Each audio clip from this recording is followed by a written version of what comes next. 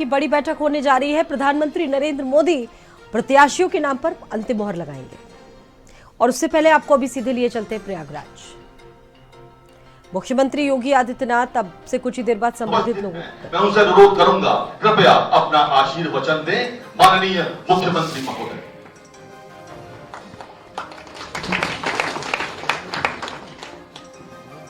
प्रसार भारती के द्वारा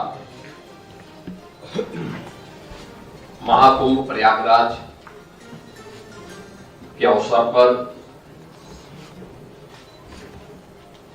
शुभारंभ हो रहे कुंभ वाणी के आज के इस समारोह में उत्तर प्रदेश सरकार में मंत्रिमंडल के मेरे सहयोगी उप मुख्यमंत्री श्री ब्रजेश पाठक जी, मंत्रिमंडल के मेरे सभी सहयोगीगण स्वतंत्र देव सिंह जी, नंद गोपाल गुप्ता नंदी जी, ओम प्रकाश राजभर जी, माननीय विधायक श्री हर्षवर्धन वाजपेयी जी, माननीय विधायक दीपक पटेल जी, प्रसार भारती बोर्ड के अध्यक्ष श्री नवनीत सहगल जी, मुख्य सचिव उत्तर प्रदेश शासन श्री मनोज कुमार सिंह जी, सीईओ प्रसार भारती श्री गौरव द्विवेदी जी, महामंडलेश्वर सतवा बाबा जगत गुरु श्री संतोष दास जी महाराज, प्रसार भारती से जुड़े हुए सभी अन्य अधिकारीगण और उपस्थित बहनों और भाइयों, मैं सबसे पहले प्रयागराज की इस धरती पर उत्तर प्रदेश सरकार की ओर से आप सबका मैं स्वागत करता हूं। मैं आभारी हूं आदरणीय प्रधानमंत्री जी का, केंद्रीय सूचना प्रसारण मंत्री और आज वर्चुअली हमारे साथ जुड़े राज्य मंत्री शैल मुर्मुन जी का, जिन्होंने कुंभ के इस आध्यात्मिक और धार्मिक महत्व को समझते हुए महाकुंभ के जिससे कुंभ वाणी का शुभारंभ करने के लिए प्रसार भारती की पूरी टीम आज यहां आई है। वास्तव में लोक परंपरा और लोक संस्कृति को आम जन तक पहुंचाने के लिए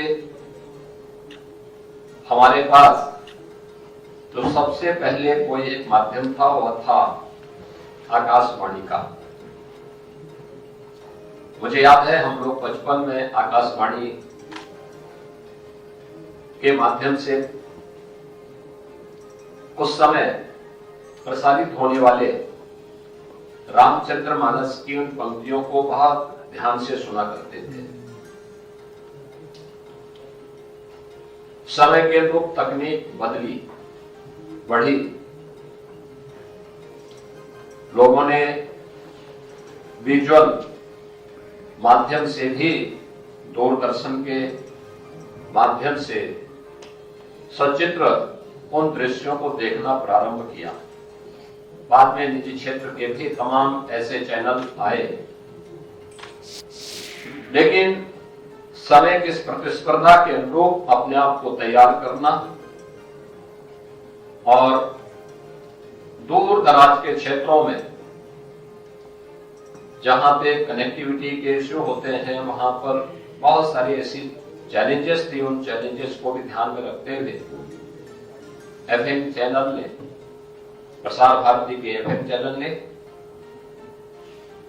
2013 में भी, 2019 में भी और आज जब महाकुंभ के इस आयोजन के हम साक्षी बन रहे हैं, इस अवसर पर भी कुंभ वाणी के नाम पर इस विशेष एफएम चैनल को यहां पे शुभारंभ करने की कार्रवाई प्रारंभ की है।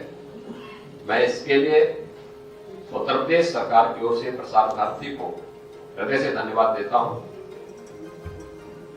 सबसे बड़ी बात यह है कि जो महाकुंभ है ये केवल एक आयोजन नहीं है,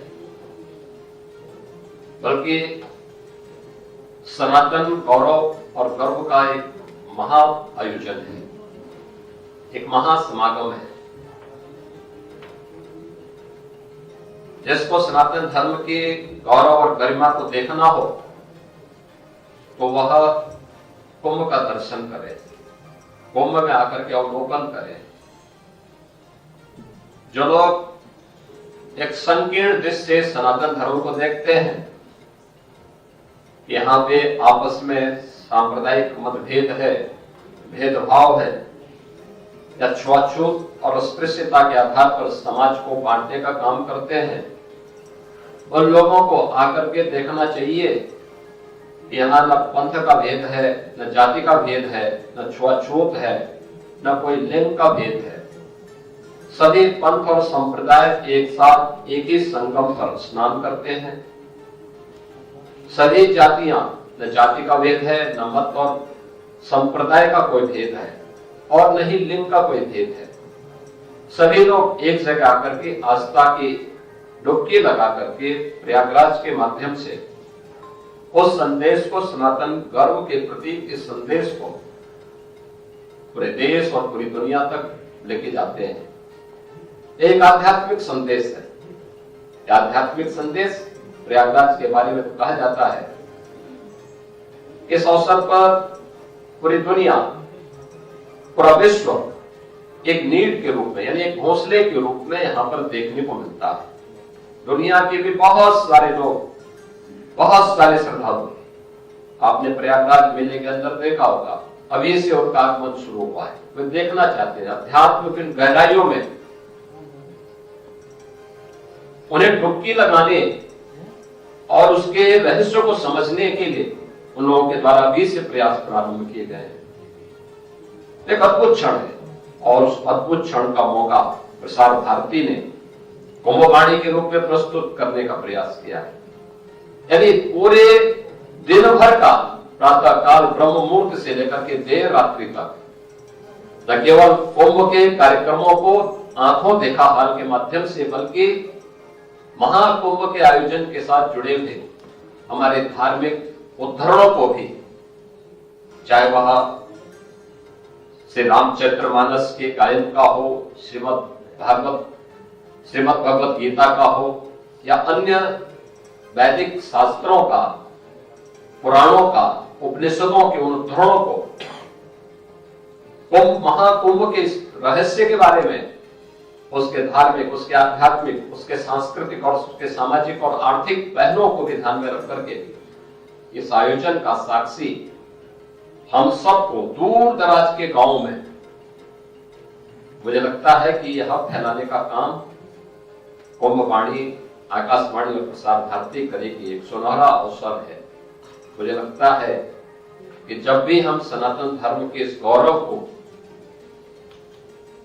पूरी ईमानदारी के साथ आगे बढ़ाएंगे, तो ये मान करके चलिए कि आम जन के मन में उसके प्रति श्रद्धा का भाव होगा और जो आज एक टीआरपी की लड़ाई है उसमें फिर से प्रसार भारती आगे बढ़ने में सफल हो सकता है। ये हम लोगों ने